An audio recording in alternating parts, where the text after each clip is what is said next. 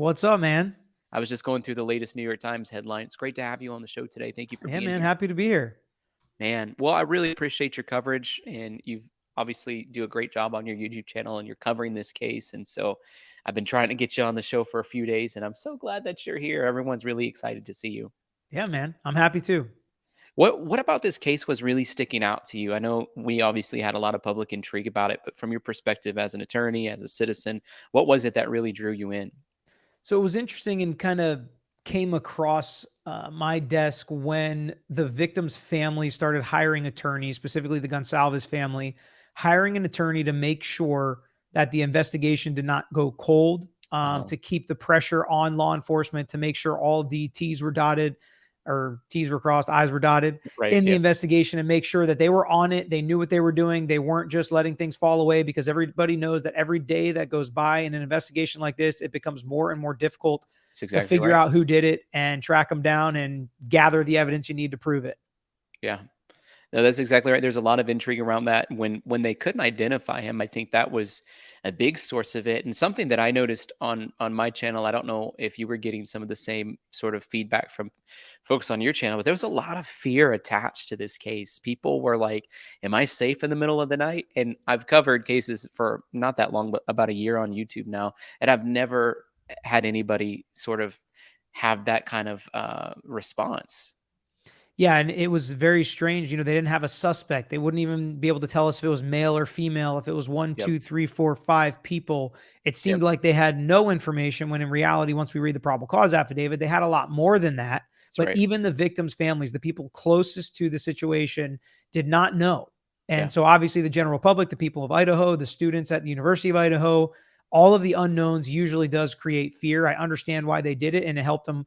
Hopefully he's the right guy. He's innocent until proven guilty. But if he's not the right guy, they've Yeah. ruined his life. If he's not the right guy, they're going to put the victims and their families and everybody, the general public, through this entire process here, all for naught if this is not the right guy. So when we say, hopefully this is the right guy, that's because we're going I towards start that road and seeing if it's proved.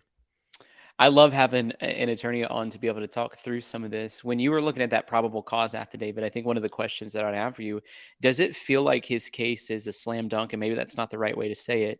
Probably not in the world that you live in, a sure bet. How much confidence do you have in that probable cause affidavit to at least make it through the preliminary hearing and into trial? And then you never know what a jury is going to do, right? Sure. I mean, I think if we're talking about the preliminary hearing, I'd give it is a slam dunk to get past the preliminary hearing. Yeah. But when we're talking about beyond a reasonable doubt and this trial before a jury, it's the type of evidence that juries usually like. When we have Hmm. certain criminal cases and we talk to juries before we pick them or as we're picking them, a lot of times prosecutors will say things like, this is not CSI. You might not get DNA evidence. You might not have all this scientific stuff, but we have an eyewitness that saw the person do this. Would that be enough, or do you need DNA evidence? And some jurors say, I can't convict unless we have scientific evidence or whatever it may be, and they can be disqualified as being a juror. Well, in Yeah. this case, you've got DNA evidence. You've got cell phone pings in the 21st century using technology. Yep. Maybe he tried to log on to their Wi-Fi, potential stalking based on these pings. You got movements of the car based on CCTV and other cameras. Yep. You've got an eyewitness. There could be some issues with that eyewitness report, and an attorney for the defense Right. is going to cross-examine her and scrutinize it as it's supposed to happen in trials like this. Because again, we want to make sure we get the right guy or gal in these situations. But there is an eyewitness testimony report of seeing him there. So it's got all of the evidence that jurors like. It's stacked evidence on top of each other. There's a lot of evidence. It's not just a little bit of evidence, It's but different types of evidence. yes, absolutely different types of evidence. But I wouldn't say it's a slam dunk because I do think that there are ways for a criminal defense team, and I say a team because there are going to be experts on the criminal defense side. There are going to be Yep. lawyers on the criminal defense side that are Yep. going to be able to combat and poke holes in a lot of this evidence and give a jury an alternate way to view the evidence that's presented to them. We already know that they've hired Nodell Scientific to come in and sort of build out a reconstruction of the crime scene and analyze it from a different perspective, which are very sought after a group of individuals. And it's interesting they're hired by the defense to do that. If you were working the defense, what would be some of those holes that you would poke just from your perspective of what you know to be true? Obviously, there's information that we don't have privy to. Yeah, and exactly. And that is a big part of the story is what does Bryan say happened, right? If he's got an Yeah. alibi, if, he was just driving the car and dropped somebody off, like we don't know some of those details of what his story is that could really create the theme for the case on the defense side. But just generally speaking, with this type of evidence, there are experts that will say the triangulation of the cell phone towers puts him right here and they can point on a map or exactly where he is.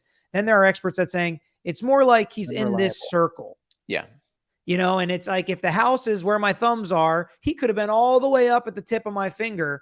And it's just this circle that we get Which is from like the a cell phone 15-mile towers. radius, right? So he could have theoretically on what you're saying, the circle idea, he could have been at his apartment because it's only 9 minutes away. Exactly. And certain things like that, his phone was off, right? During the time that the crimes were actually committed. So do you have any proof he was actually around the house at that time? Just because he had been there before, it's two college campuses 6 miles apart or whatever it may be. Mhm. After the crime was committed again, the proof or evidence that they have that he went back there, not at the time that the crime was committed. Does he have some kind of alibi? Hopefully his alibi is not I was sleeping in my bed by myself at my apartment at that time. That's going to be pretty tough. It's a tough alibi, yeah. Yeah. But there are ways to kind of combat that. The trace DNA seems like the strongest evidence to me, but there are ways to explain that. Somebody stole the knife. I had Yeah. touched a bunch of my friends' sheets before it wasn't my knife. I would never own that. I'm a vegan. It's leather or whatever. A lot of people have been trying to hang on to that one. Yeah. Or he high-fived somebody or shook somebody's hands or somebody took his gloves and then used his gloves to commit the crime, whatever it may have been. We've heard those arguments before. If the glove don't fit, you must acquit type of deal. And, so we've heard arguments against all this. And then when we get to the eyewitness testimony, is there an intoxication, drug use that was part of it? Is that a credible eyewitness? Why didn't she call law enforcement? Was she scared? And if she was so scared, why didn't she call? If she wasn't that scared and she saw somebody that potentially did look like Bryan Kohberger, how does she know he committed any crimes? Yep. People were coming in and out of that house all the time. There were 4 girls living there. My guess is they had multiple boyfriends or guys that would come over late at night and then leave in the middle of the Good night, like point. lots of college towns potentially.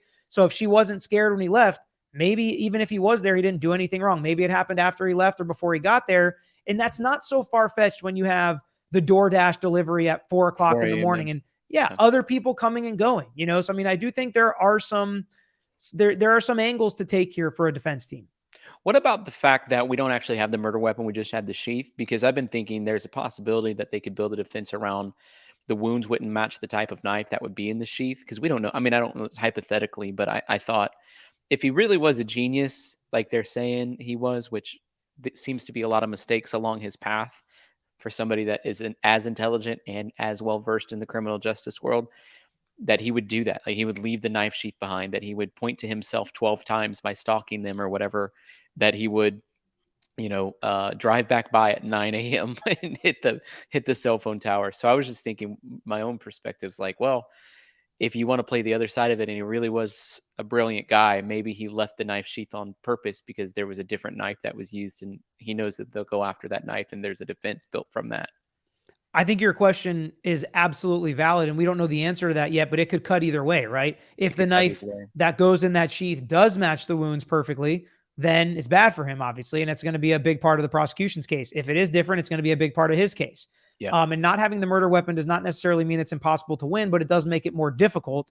And you're right. I mean, there's no way anybody's going to call him a genius in my mind if he was so smart that he turned his cell phone off for exactly the 2 hours it took to do all of this. And then when he came back the next day, he forgot to turn it off. That Yeah. doesn't make much sense to me. Yeah, there's a lot of those little pieces that don't make any sense to me at all either. Now, one of the things I wanted to ask you about because Jennifer Coffendorfer, I don't know if you know her, she's a former FBI agent who's been reporting on these cases quite a bit.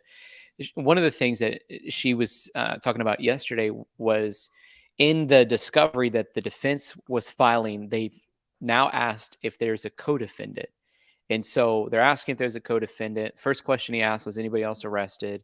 The probable cause affidavit mentions suspect 1 and vehicle 1. Is that standard procedure, or are we looking at some things that might be clue pieces?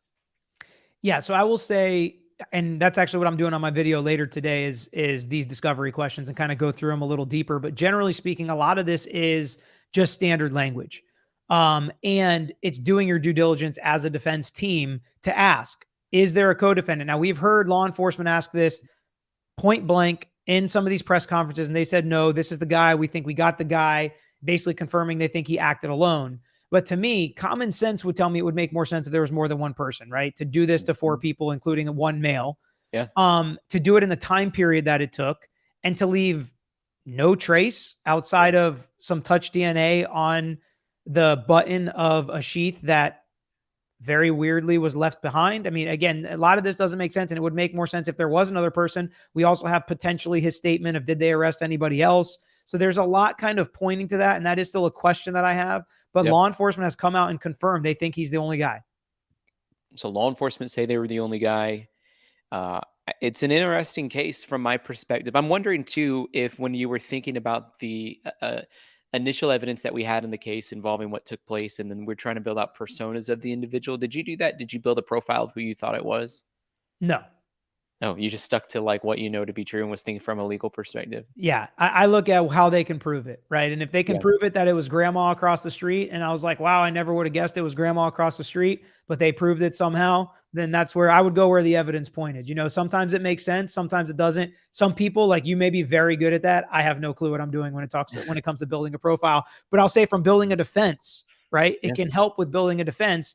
And one of the things I've talked about that his defense team may go with is, if they don't ever find a connection between Kohberger and the victims, if they can find an alternate suspect that maybe meets your profile, but also from my perspective may have had a motive and had opportunity to commit these crimes, that has absolutely been a defense in other cases, as well as there's no way that one person could have done this by themselves. That can be a defense that they can present to this jury that could also create some reasonable doubt. Now, the jury can still convict him if they think he is one of the people that did this. But I do think that that's all going to cut in favor of the defense if these, like you said, clues keep dropping that maybe there was more people there. Let's talk about gag orders, because a gag order was issued. The attorney in Pennsylvania spoke out yesterday. The police chief was speaking out about shave cuts on Bryan's face. What's the boundary there? So I think, those are two different scenarios in my opinion. So there are explanations for both. The explanation for the police chief is probably to try and keep the rumor mill from running wild, because that's what most of the comments were about. I went on some other shows, like our local news channel here, WFLA 8 with JB, and he said all of the 60+% of the comments were about the scratches or the blood on his face. I'm sure people were asking you about it. And we're just guessing at that point. We don't know how they got there. So I think the police chief coming out and saying it was a shaving accident or whatever really is positive and actually goes more to help the gag order to keep people from running wild on this case.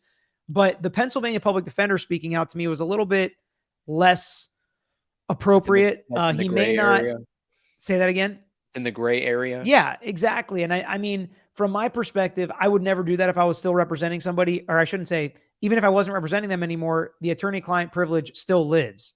And that stuff is still confidential. A lot of it, I should say. There's some that is already public or has already been told to other people, so that may make it less confidential or protected. But I think he probably said a little too much, and he may not be under the Idaho rule of law, but he could be considered part of the defense team. If he's still working with the Idaho defense team, the Idaho defense attorneys, he could be considered one of their agents. So I do think there are ways to get him under that gag order that maybe have not been thought about yet. And I probably wouldn't have done it if I was him. What do you think about what he said, Bryan said, which was he's eager to be exonerated? I thought that's an interesting thing for Bryan to say. It's really the only statement that we have that came from him directly. He's eager to be exonerated. He was helping craft the public statement that was made by the attorney. Yeah, what was interesting is the attorney said he went to Bryan and said, I think we should do a public statement. What do you think about that? So it was the attorney's idea to do the public statement.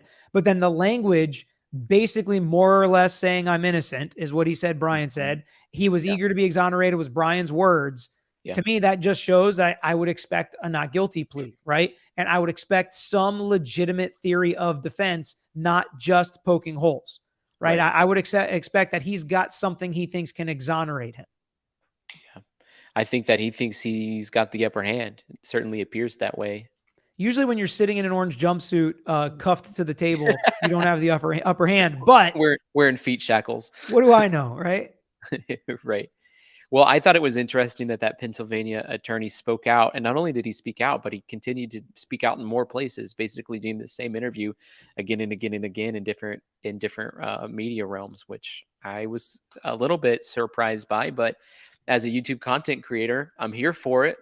I mean, it's content for sure. It's content. It gives us some more details, but as an attorney looking at it, you see private attorneys do this all the time. You see it especially in civil cases, but it's always done to help your client. Whatever it is you're saying, you have Exactly. an angle, you have an agenda as the client, as the attorney representing this client. If you want to talk about his innocence, talk about his innocence. If you want to talk about how you're going to go win or how these witnesses aren't credible or whatever, it's to help his case. Now, there is a gag order on his current lawyers, but if he would have done things like that, okay.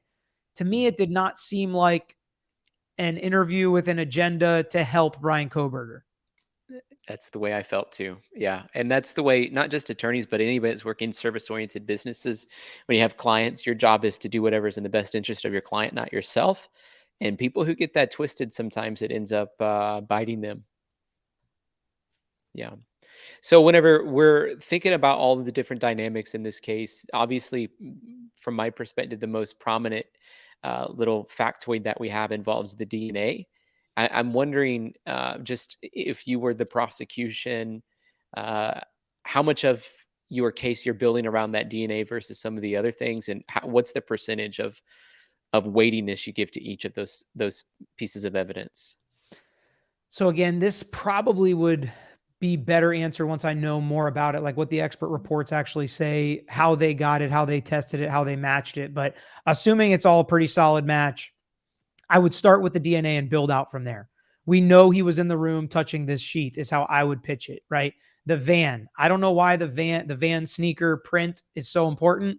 Yeah, How many students you think at the University of Idaho wear Vans, a and how lot. many went through that house? To me, that's weird that was an important piece put in Unless there. it's bloody. And then you have the eyewitness that he was there at the time that this was all happening. And then you build out from there with the cell phone pings and the driving and then the, stalking or planning, whatever it was before with the prior. And you kind of work out from there. But I think you start with the DNA evidence because it can be nobody but him. Bushy Yeah. eyebrows. There can be other people that have bushy eyebrows. There are other people that are 5'10" with an athletic build. I don't know how tall you are, but they basically described me, right? 5'10", not very big muscles or whatever she said. It's like, 5'10" white guy with bushy eyebrows. That could be us. I mean, what does bushy eyebrows even mean? And so I think that, that's why the DNA is more important because it's ruling out 99.999% of other people. And that's why it's so important to start with that because you can explain away a lot of the other stuff. He was a college kid driving around a college town. Why is it such a big deal that his car was there or that his cell phone pinged there, if not for the DNA on the sheath of what hopefully the prosecution can prove is the murder weapon inside the bedroom where this happened? Yeah. You think Bryan and Bryan alone committed this crime, or do you think there's a possibility there's an accomplice? So, I mean, it's purely speculating. It doesn't seem like there's any evidence at this point that there's another person. If I was on a jury and that was one of the defense's arguments that this had to be two people, I think they could probably convince me of that based on the timing, like we said, based on the strength that it potentially would have taken. I would probably, if there was evidence out there that they could show there was another person, I could be swayed, I think. Is it worth mentioning that he was applying for the position at the Washington State or at the local police department? I mean, a lot of this stuff that I've heard about his past, his criminology, his master's, his PhD, he was in cloud something evidence. He got one of his degrees in. I think that can cut both ways depending on how a jury looks at it. They could say, "Oh, why would he do this? He had all this education behind him. He wanted to help people. He was trying to be a law enforcement officer." But then the other side, which a lot of the public has kind of jumped on, is, "Oh, he was trying to plan the perfect crime. He was learning so that he could do it. He wanted to do this as a case study for his class." So I think it can kind of cut either way depending on how a jury looks at it. What did you think whenever Kayla Gonzalez's family was talking about getting a private investigator and then subsequently ended up hiring an attorney to represent them? How are you processing that? So I think they ended up hiring both, if I'm not mistaken, but I know they ended up hiring the lawyer like you're talking about. And I think it really came down to the fact that they didn't think the investigation was going as well as behind the scenes. Now that we know it was going, they thought that the Idaho police was maybe some small town people that weren't able to make it happen. They didn't want this thing to go cold. They wanted to get the person that did this. They wanted to get justice. You can't blame them at all. It's never going to be quick enough for a victim's family for them to find the person that did it. It's never going to be good enough. It's never going to be perfect enough because honestly, nothing is going to fix the actual problem in their life now. And I think they understand that. I think they've been really great throughout the process for the most part, understandably upset with a lot of what's happening. but gracious in talking about what a great job law enforcement did at this time, how they gave him a hard time. They gave him a push, but they really pulled through for him. They trust that they did a good job. So, I mean, they're in an impossible situation. And the fact that they were doing this other stuff like hiring investigators, hiring law enforcement officers, especially somebody that was previously a prosecutor, now a criminal defense lawyer who knows the process, would understand more. Lawyers in processes like this, lay people may think that doesn't mean anything. But when you tell it to a lawyer, they say, no, it actually does mean something. It means they're doing this. It means they're doing that. It means they're already probably at this point in the investigation. So a lot of that can be helpful if you have an attorney representing a victim in situations like this.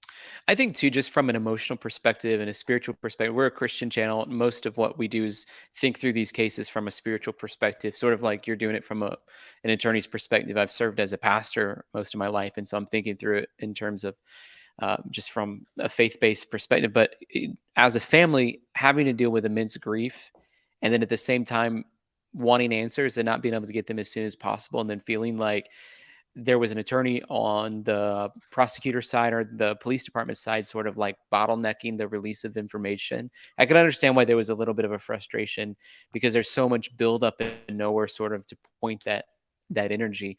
What about that with your clients? Do you deal with that sometimes where it's like they don't understand the process and it creates sort of this just weird air in the atmosphere? Yeah, absolutely. And nothing ever happens as quickly as people want it to. The judicial system's always too clogged and too slow. And that's something we talk about up front with a lot of our clients. In this situation, I think probably a lot of what the lawyer did was they are not doing this because they don't care about your daughter. They're doing it because they think it's what's best for the investigation.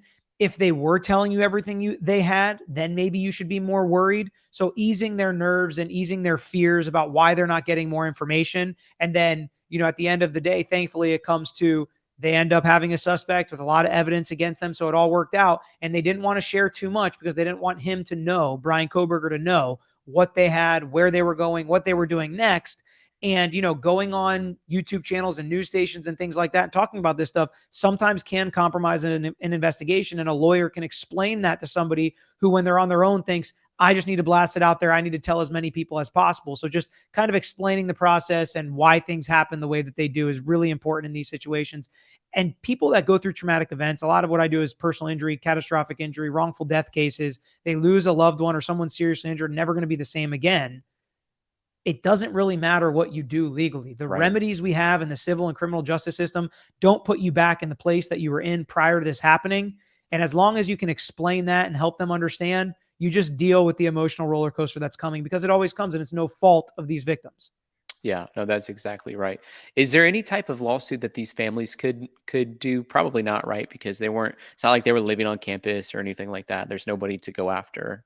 At this point, nobody outside of Bryan Kohberger himself, which, as he's sitting in the orange jumpsuit, we said probably not a lot to collect from. Right. But the criminal process will be better suited for this situation. But yeah, everything I've seen, I haven't seen a civil angle. Some of these cases that end up being very high profile murder cases do have a civil aspect to them, but I don't see one in this one just yet. Isn't it wild that sometimes some of these cases catch the media attention and take off, and then there's some that really should be in the public eye and nobody wants to talk about them? I think that's one of the most fascinating parts of what the culture that we live in is producing. Yeah, it's why I was just thinking about how certain school shootings get Exactly. huge interest and other ones don't. And it's like, I don't understand how that happens or why that happens. And yeah, certain people, I mean, it's a horrible, reality of a broken world that people are committing crimes and getting murdered literally there were other people that were probably murdered on the same day as these 4 students that we Yeah. will never hear their names. We'll never know about it. Yeah, you're exactly right. Another piece of information that I didn't know how useful it was from a prosecution standpoint, but they were surveilling Bryan Kohberger. He was taking trash out in the wee hours of the morning wearing gloves into his neighbor's house. Is that a consciousness of guilt? Is that something you can use or talk about? So yeah, they will use that as he was trying to conceal something or trying to hide something.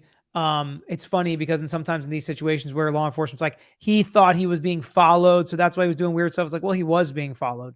And especially if he, if he noticed that somebody was following him, if he thought it was suspicious that he got pulled over for following too closely twice in the same state, in the same, period of time driving in Indiana, that would make me feel suspicious. That's what I was thinking too. Yeah. So, I mean, he could have explanations for that, but I mean, the prosecutors could absolutely try to use that as consciousness of guilt. and just show that this is what he was trying to hide. But I mean, it seems like, and again, we might not know all the evidence. That's something we have to always remember. But all they got from that, concealed trash bag was his dad's DNA. Walk us through the process from here. June 26th, preliminary hearing. How long before we know if he's getting the death penalty or a life sentence? Yeah, so that's something that the prosecutor will have to file and we will get notice of. So I don't know when that's going to happen. I've seen it in other cases, even in other Idaho cases where it's taken a long time in the process. Other times they can do it earlier. I don't think we're going to have a huge amount of big decisions or news prior to the preliminary hearing in June. The preliminary hearing is basically going to be the prosecutors presenting enough evidence, not all of the evidence, not even all of the evidence in the probable cause affidavit, but it could be different evidence than is in the probable cause affidavit. They don't have to call DM. They can call DM. So they get to make their decisions of how they can put on enough evidence to convince the judge, who's the fact finder in the preliminary hearing, that it is more likely than not that Bryan Kohberger committed these crimes. Now, the defense has the opportunity to present evidence. Usually they don't at preliminary hearings. They have the opportunity to cross-examine witnesses. Most of the witnesses will be law enforcement experts, people like that. And so what the defense is going to do and why these 5 or 6 months are going to be important is, you mentioned they've already hired experts. They're going to talk to those experts and say, what are the right questions to ask this cell phone data expert, this camera expert, this DNA expert, and that'll help the defense cross-examine those witnesses. But everybody pretty much expects the prosecution to win this preliminary hearing. The defense does not expect to win there and have the case dismissed, but that's what the preliminary hearing is going to look like. And that's definitely the next big step coming in this case. Would you, if you were the prosecution, be pushing for a change of venue? And talk through us what the jury selection process might look like in a high-profile case in a town of 25,000. If I was the prosecution, I would not be pushing for a change of venue. If I was the defense, I would be pushing for a change of venue. I think there's no chance he gets a fair trial in Moscow, Idaho. But there are different ways to kind of do this change of venue. And I think jury selection eventually will lead to, if they do it here in Latah County, they will pull jurors from other counties. So it won't just be jurors from that county. They could remove it to a bigger county in Idaho, like we saw in the Vallow Daybell case, which is another case kind of going on in Idaho. Talk about with spiritual elements might be a good one for you. If you're not covering it, might be a good one for you. We've covered it some, yeah, okay. For sure. Yeah, interesting. It's a wild story. So I do think that they will pull jurors from other counties than just Latah. And it will be a brutal, grueling, I hope, jury selection process where individually they go through, what have you read? What have you seen? What have you heard that may make you lean a certain way, even if just a little bit before we even start this trial, so we can make sure we have a fair and balanced jury for this But case. the jury doesn't have to be completely oblivious, right? Because Absolutely I used not. to think that, but then I've learned, like, well, it's impossible in 2023 to not probably live in Idaho and know about what's happening. They have to be in a situation where they don't have a lean. Neither side starts out ahead. So if anything you've read or seen or done makes one side, whether it's the defense or the prosecution, start out ahead, then you're disqualified as a jury. Yeah. Do you have a lean on this case, or do you think you could be in the jury? I don't. I honestly think, I mean, I would never get picked for a jury like No, just in any hypothetically. case, but I don't. I would listen to the evidence in this case and see if lawyers are probably usually worse jurors because we know what beyond a reasonable doubt is. We know it is the highest and hardest standard to meet in our judicial system. So we will hold prosecutors to that, usually a bit of a higher standard than a layperson. So I would listen to this case and see if they proved it. It seems like they have a lot of evidence. If it all lines up, just having some experts poke holes in it wouldn't do it enough for me. I would have to see if the prosecution actually proved their case would be the biggest point for me. So I think this is kind of another kind of a hypothetical question, but I think it's a really interesting perspective to walk down. And I don't understand the whole process, so hopefully you can explain it to us. When he goes to trial, let's say it makes it past the preliminary hearing, they're in trial. How many jurors are there? And then how many jurors have to be in favor of him for getting the life sentence? And is it different to get the death penalty than life sentence? So this is something I actually talked about last night. I'm not positive about this. I have to look in Idaho, but I believe it's 12 jurors. I believe it's unanimous, and I believe it's unanimous if he's going to get the death penalty. I believe all of it has to be unanimous in Idaho, which is similar to Florida for death penalty cases like this. So if it's 11 in favor and 1 not in favor, Dr. Phil on his show yesterday called it oppositional defiance. if one of the jurors had oppositional defiance disorder, then is he off? He's just free? Yes. No. I'm sorry. If you're talking about for the guilt phase, you're not talking about for the death penalty phase. Either So way. usually it's two. So usually there's two phases, right? So the guilt phase first, prove that and convict him of the murders, and then if they convict him, then you go in the death penalty phase. So in Is the the death guilt penalty phase phase, simple majority? no, it's also unanimous. And if it's not, though, he doesn't go free. What happens is it's a hung jury, and the state would be able to retry the case. Oh, man. And then if they retry it a second time and it's a hung jury again? I think there's a trial going on right now in Wisconsin, I believe. Jensen, it's like an anti-freeze murder case, and I think it's the third time they're going to trial on it. So you just are in this perpetuating thing, right? Potentially, unless they come to some sort of deal. Usually I've had a hung jury before in a criminal case, and we ended up coming to a resolution after the hung jury because we proved to the state that this wasn't as good of a case as they thought it was originally. The jury didn't agree with them. The jury didn't come back with a guilty verdict, and then we ended up resolving it for what we thought was fair after the trial. Which was, you guys do some kind of agreement. He'll do 8 years in jail or something like that. Yeah, in our case, it was much less than that. They actually dropped the charges, withhold, and they just had to do some probation in our situation. But it's different depending on each situation. That's not going to happen in a murder case. The severity of the crime for Right. sure.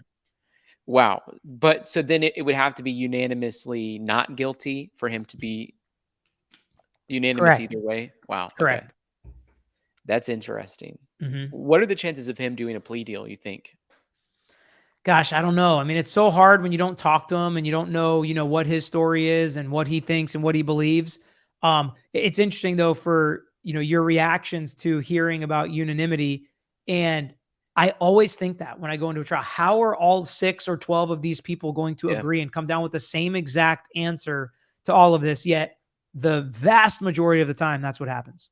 Oh, absolutely. Yeah, 1,000,000%. I know that just listening to the family, they're wanting to push this to the furthest extent of the law. And they said that's what justice looks like for them. I also thought it was really powerful that they said that they're going to forgive. To me, that was one of the biggest statements that was made in this entire thing so far, is that the family of Kayla Gonzalez went on the news and said, we're going to forgive. We're not going to walk around with this sort of held over our head. And I thought that's a great example. I want to be like that, I mean, you always think that you don't have enough strength for some of these impossible situations, then you get in them and you find it. That's and true. I think that's kind of where they're at right now. It's something they ever wanted to go through or planned on going through, but now that they're here, I feel like they're showing up. That's a great way to say that. It's like in life, a lot of times we get thrusted into stuff we never thought we had the strength for, and somehow we find it. That's really good. Man, you should be a philosopher. Have you thought about that? No way. You could give up the lawyer career, be a philosopher. No, Is there any chance that they'll add different? And you're teaching me a lot about the judicial system. Is there any chance that there'll be more charges or different charges added on in this process, or do you think they're going to stick with what it is? There could be, but I think they're pretty confident in the max charges. A lot of times you'll see like there's a case going on. A lot of these cases, I just kind of see the headlines. I don't dig into. I think it's called the Walsh case, where this lady went missing, I guess, right around Christmas or New Year's or something like that. They ended up arresting the husband, who was the main suspect, but they arrested him first for misleading law enforcement or something like that. And you'll see charges like that sometimes start and then they add the serious charges. But when you have the most serious charges already that they're confident they have the evidence in, it's unlikely that they add charges to that. Yeah, I see that a lot in the cases that we're covering. They'll arrest somebody on some like low level charge, just like whatever is low hanging fruit. That way they can continue to build the case, I think, without having that person sort of skip town or something like that. And I was wondering, like, just from my own perspective, if Bryan Kohberger realized that the Indiana State Police were probably surveilling him, how come he didn't skip town? Like, it didn't seem like he even made an attempt at that. Yeah, I mean, there were people saying, they feel like they found him in some comment section, and he said, "I'm in Pennsylvania, hiding hiding underground in some, crap hole or whatever."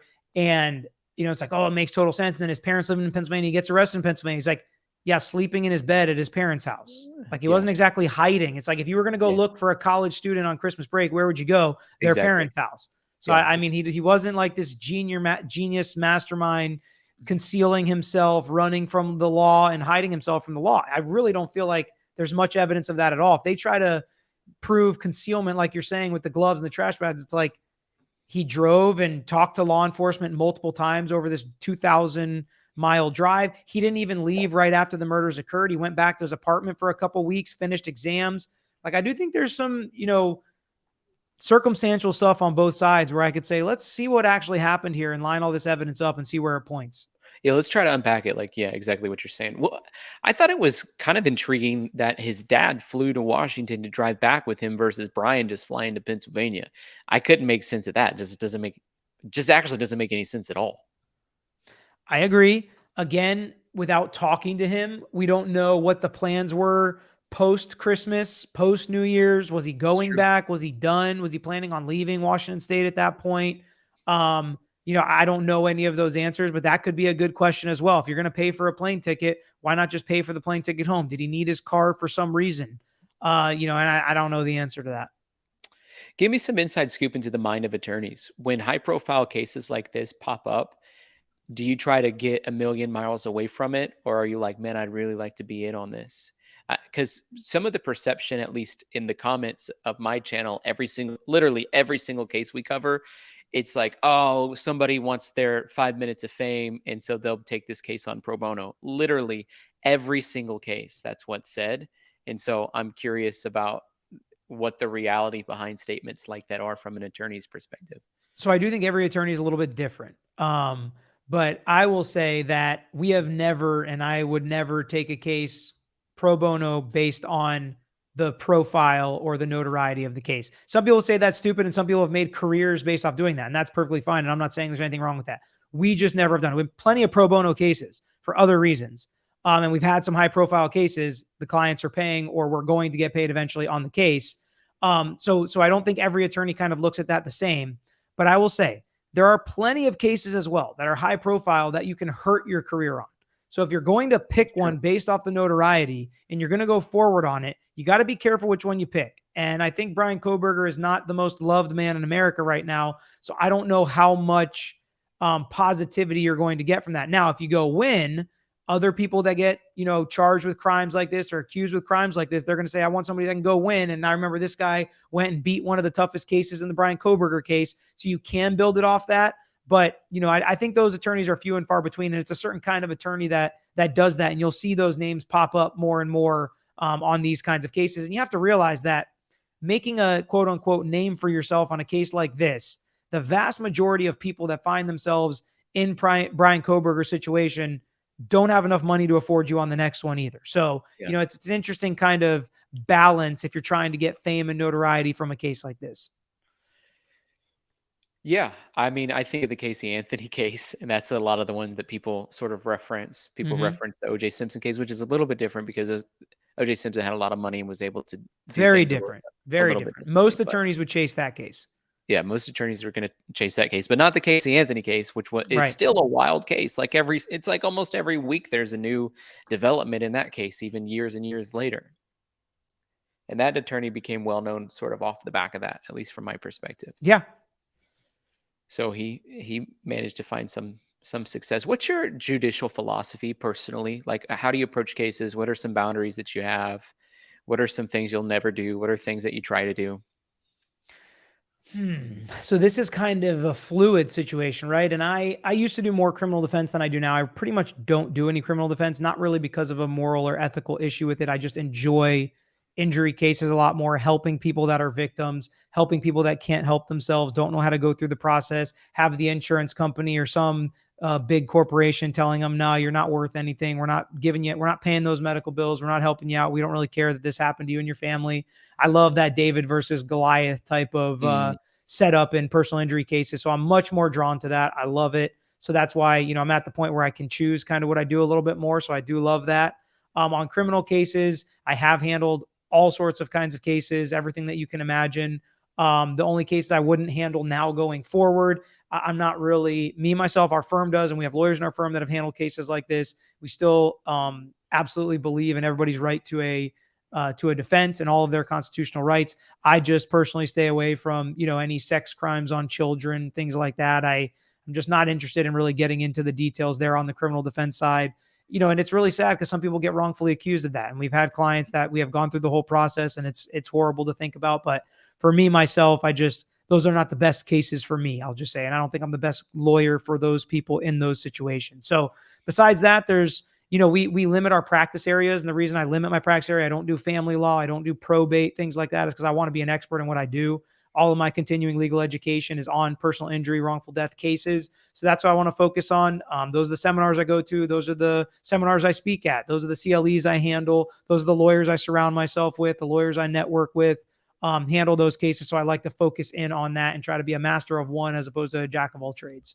No, that's a great philosophy, in my opinion. And I didn't know too if you had like any like moral guidelines or just boundaries or rules that you have set up for yourself personally that maybe extend beyond what just the general code of ethics are for attorneys. I just want to give you a chance to say that, but it sounds like maybe you haven't thought deeply, or maybe you don't have it written out or something.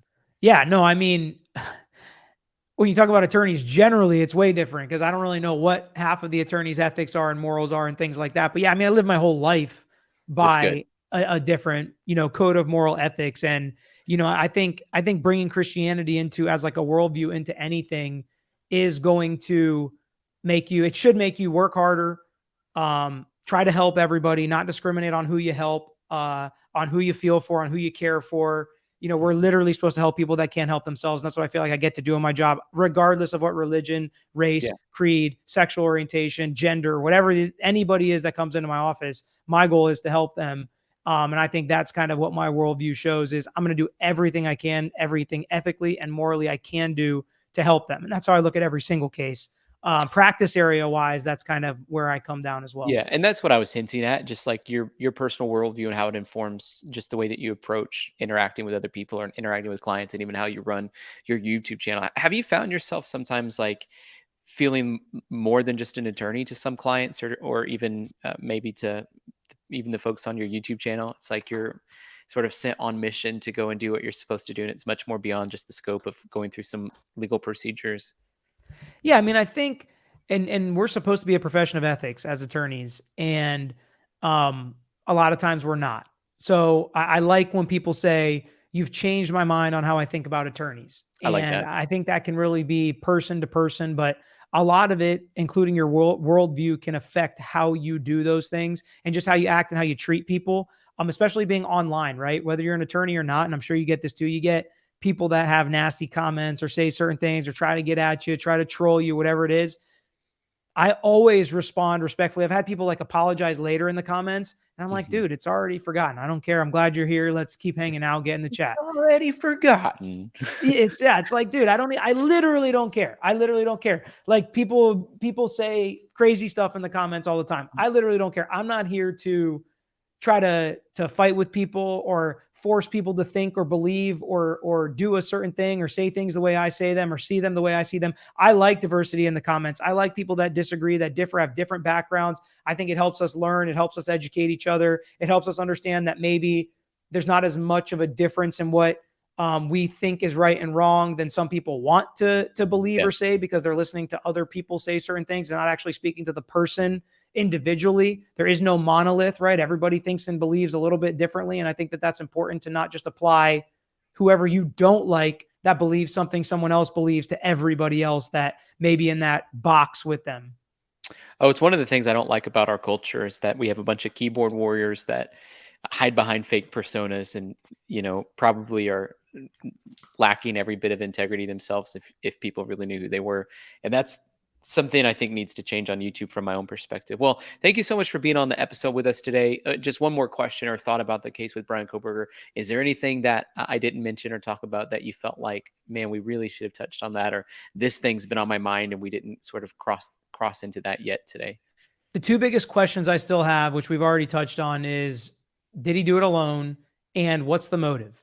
With Yeah. no motive, I think that if they can find a motive, it's going to be a lot easier to stack this evidence and convince a jury. Without a motive, I think the defense attorneys are going to have a pretty good argument of why. Yeah. Just because they picked this one kid that was driving around the place, blah, blah, blah. And then again, you have the DNA evidence. That's why it's such an important piece.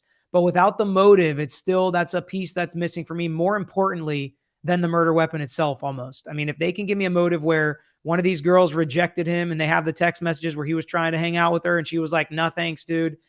Give me the motive like that. And then I think the puzzle starts coming together a little bit better. It makes more sense. Absolutely. We do have a question in a super chat from Southern Gal Jen. She says to you, why do you think the FBI watching him did not get an emergency order when they watched him clean the car? I don't know. I mean, I don't know why they waited and let a lot of this happen. And I don't know the timeline, right? So I would need to know the timeline. Did they already get the DNA match? Because I know it was a 1-day turnaround. I don't remember if he must have cleaned his car between the time where they didn't have the DNA match. And therefore, and that's also just a little indication as to how important that DNA was. They didn't feel like they had enough probable cause to arrest him without that DNA match. Because as soon as they got that DNA match is when they got the probable cause affidavit signed off on to arrest him in Pennsylvania. So that may have been why. They just did not have enough to arrest him, to stop him, to search the car until they got that DNA match. So I would have to know the timeline. I can't remember exactly when he cleaned the car and things like that, but it must have been before they had enough evidence. And Southern Gal Jen, they can't stop you from going out and cleaning your car right now just because they think maybe you committed some crime. They actually have to have evidence of it. That's exactly right. Well, amazing time. I know that I was working really hard to get you on the show, and I know you're a very busy guy. You have a thriving YouTube channel, a busy practice, and a family to juggle, and somehow you found time today to be with us, and so it means the world, and I really appreciate it. I just want to honor you and say thank you so much for coming on the show today.